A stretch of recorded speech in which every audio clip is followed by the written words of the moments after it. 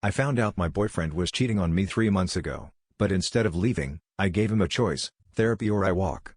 We picked a couples therapist from an online list. Her photo looked friendly enough, her reviews were glowing, and honestly, I was desperate to salvage what was left. The first session was already weird.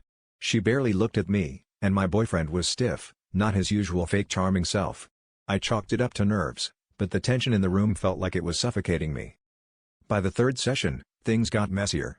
The therapist would ask him questions that felt way too personal, things she couldn't possibly know unless he'd told her privately. She laughed at his jokes like she'd heard them before. I started to think I was paranoid, but one night, he came home late, reeking of cheap perfume that wasn't mine. He claimed he'd stayed behind to talk to the therapist about our progress.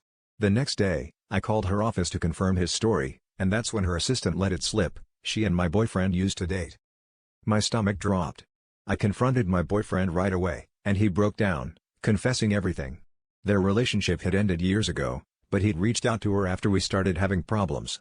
They'd been meeting outside of our sessions, just talking, but when I pressed, he admitted there'd been more. The therapy had been a cover for them to see each other again, right under my nose.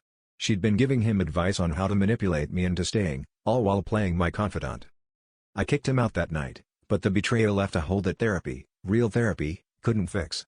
I kept replaying every moment in my head, wondering if I'd ever really known him, or if I'd just fallen for the version of him she'd helped create.